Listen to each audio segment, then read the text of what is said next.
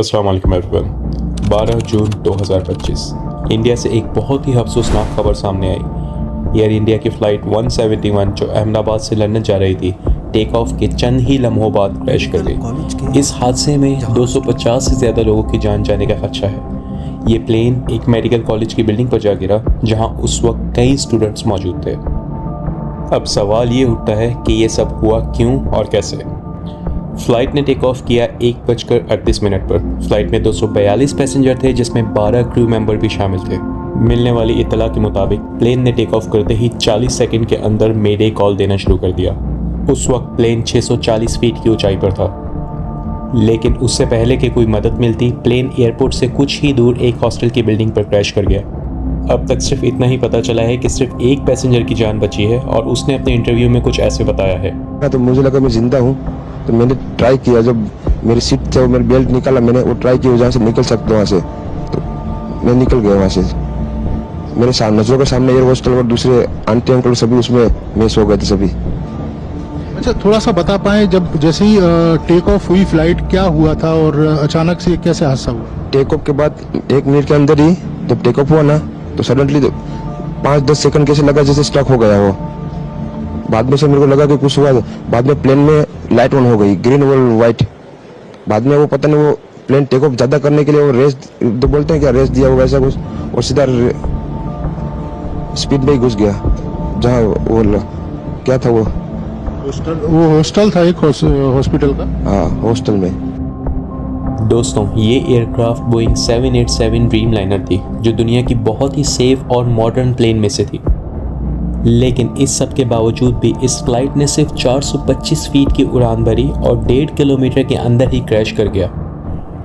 Aviation experts कह रहे हैं कि हो सकता है डुअल इंजन फेलियर का केस हो। किसी भी बोइंग 787 में 2 इंजन होते हैं। एक फेल हो जाए तो भी फ्लाइट सेफ रह सकती है, लेकिन दोनों का एक साथ फेल हो जाना एक्सट्रीमली रेयर है। एक वजह किसी परिंदे का जहाज से टकराना भी हो सकता है। ऐसे केसेस बहुत कम होते हैं जब किसी परिंदे के टकराने से इतना बड़ा जहाज क्रैश कर जाए। अभी कुछ महीने पहले ही अमेरिका में भी यही हादसा हुआ था, जब साउथ वेस्ट एयरलाइन के जहाज को एक बड़े परिंदे ने हिट कर दिया था। इस जहाज ने अभी टेक ऑफ किया ही था कि एक बड़ा परिंदा उसके इंजन से टकरा गया और इस जहाज को वापस एयरपोर्ट पर लैंड करना पड़ा। इसी तरह 2009 में अमेरिका में एक जहाज एयरबस A320 परिंदे के टकराने से अपने दोनों इंजन खो बैठा, लेकिन पायलट्स ने बहुत महारत से इस जहाज को एक दरिया के ऊपर ग्लाइड कराते उतार लिया। यानी किसी परिंदे के टकराने की वजह से इंडिया के इस जहाज का क्रैश हो जाना पायलट की महारत पर एक सवाल पैदा कर दिया है। इसी जहाज में कुछ देर पहले दिल्ली से अहमदाबाद सफ़र करने वाले एक आदमी ने बहुत सी अजीब चीज़ें नोटिस की, जो कि उसने वीडियो में कुछ इस तरीके से बताई।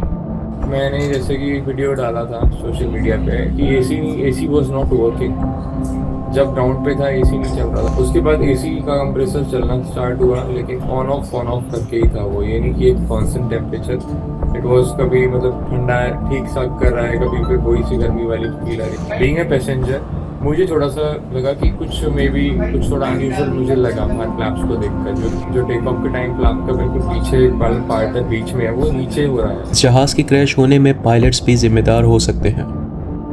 दोस्तों, अब यहाँ कोई ह्यूमन एरर भी हो सकता है, जैसा कि जहाज में वेट का ज़्यादा होना, फ्यूल का ज़्यादा होना या कोई गलत कैलकुलेशन, जिसकी वजह से जहाज ऊपर जा ही नहीं सका। और लेकिन इन सब बातों को जानने के लिए इस जहाज़ के ब्लैक बॉक्स को रिकवर होना बहुत ही ज़्यादा ज़रूरी है। उसके बाद ही प्रॉपर इन्वेस्टिगेशन स्टार्ट की जाएगी। ये एक बहुत बड़ा हादसा है। एक सेफ और ट्रस्टेड एयरक्राफ्ट ने सिर्फ कुछ सेकंड में अपने 250 से ज़्यादा जिंदगियां खो दी।